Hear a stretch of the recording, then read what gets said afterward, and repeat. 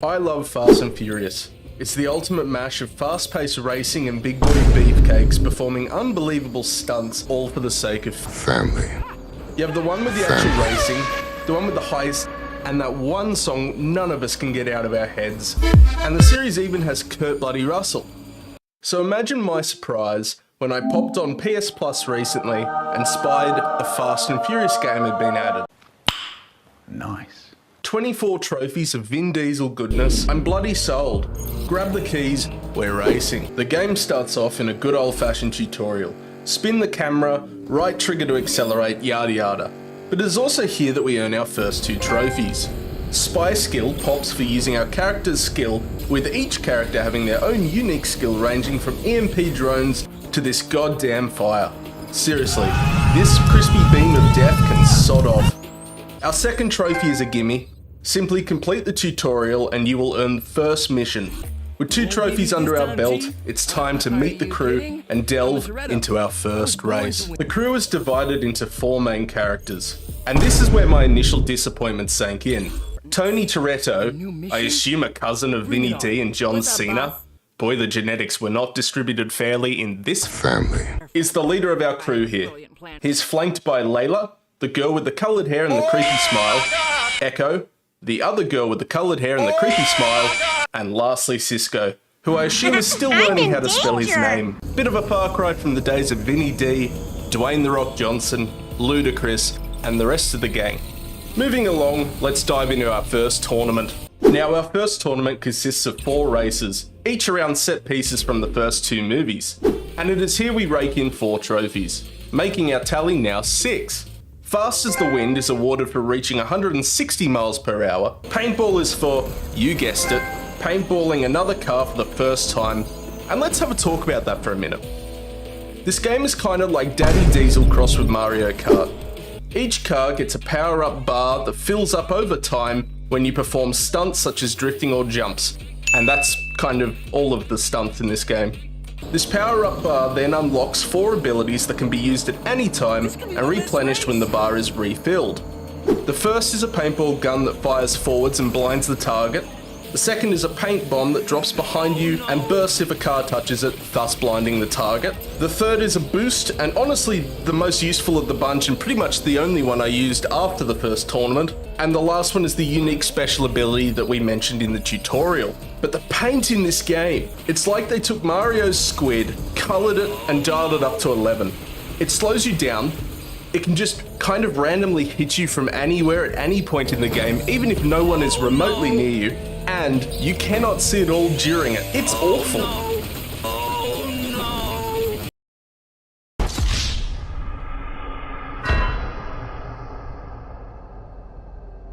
family. Our last 2 trophies we earn in this tournament are simply for winning our first race, nor I will cherish this moment, Mum already has it hanging on the fridge. And our second one is for completing the tournament. Our next setting is Brazil, and in my opinion from the best Fast and Furious movie, Fast 5. We are going to have a quiet tournament here, only earning 2 trophies and both are for simply beating the tournament. Spy Team is worth a note. We earn this for completing a tournament with 2 different members of the crew. After how slow Cisco felt in the first tournament, we gave him a cheeky drop and select Layla instead, resulting in this trophy. Now let's talk about these races for a second. They are easy, like me looking for love levels of easy. So easy in fact that I didn't even need to be on the console to win. I tell you, I have never been more productive in this past week of racing. But it is all in the name of pleasing our founding fathers Vinny D, Big Boy Boulder, and the guy with the immaculate stubble. Mum, I told you not to disturb me when I'm cleaning my room! I seem to have got distracted. Moving on. Tournament 3, the Sahara Tour. This tournament is honestly the only one to pose much of a challenge, and it's all because of this milk drinker. Meet Maury. Stupid name and shad moustache aside, he's a pest. The man loves paint more than Bob Ross, and you better believe we'll be spending the next 20 minutes lathered in it. He's also the only AI that poses as any remote threat, keeping up with us most of the way as we navigate ruined shipyards, enough sand to make Anakin cry. How on earth are we racing through a govern... Oh wait, it's Fast and Furious. Yeah, it checks out. Family. Here, among the moustaches and sand, we unlock another 2 trophies. Easy win is rewarded for winning 10 races, a feat so special, Mum has hung it on the wall. And of course, all around the world for beating the 3rd championship.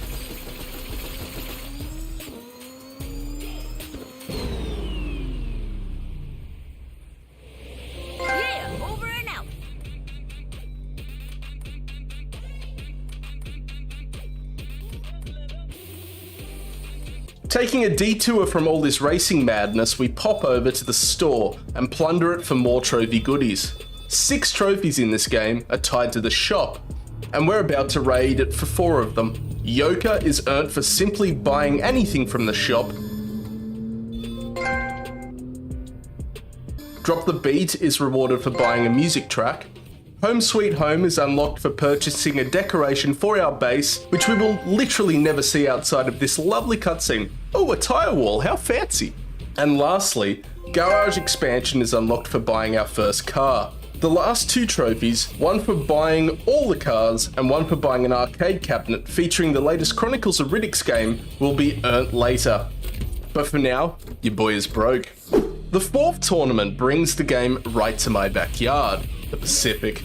Sadly, I was not asked to make an appearance in the game, nor have I been asked to feature in any of the 73 movies just yet. But with a pinch of a like on the video, a dash of subscribe, and 3 eggs, we can make it happen, damn it. Personally, I would have liked to have been this man right here. For the Pacific, there is also a frightening lack of kangaroos to dodge. Surprise, motherfucker! There is, however, a reference to Tokyo Drift, which I can appreciate. Or at least, I would when the damn paint runs out. Completing the Pacific campaign... No, not that one. Oh god, why have you hit me with the PTSD? Where were we? Ah yes, completing the Pacific campaign awards us with the final event. Now, the last trophy we earned is incredibly misleading. You see, whilst we earned the final event, we are actually about to participate in the final event and earn a trophy for racing in the final event. Confused yet? Just remember that we are family. Family. Now, this race reminds me of the time I ate that funny mushroom in the park. Flashy neon lights everywhere, cyberpunky roads, scary red sidewalk grids, and a big grid dome in the sky that reminds me of Mr. Saunders, my year 8 math teacher, fill me with dread. But with the power of Vinny D, I succeed, and we hurtle through the finish line with the speed of a slug and collect our final campaign trophy, Sashi Showdown. Who was Sashi, I hear you ask? Well, I believe he may have been the guy we saw briefly at the starting line, and then never again. With the campaign all wrapped up, it's time to jump into the multiplayer and clean up, our last hurdle before that sweet, sweet platinum trophy. Now, the multiplayer is pretty simple. Shocker. Complete an online race will unlock you and me.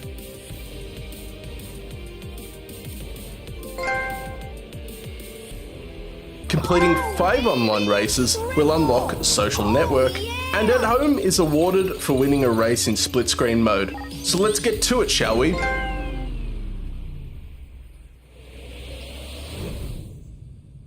With only 2 races left, I was feeling pretty confident, until I remembered we are still poor. And so, my dear sweet viewer, it is with great sadness that I must inform you that I did the unthinkable.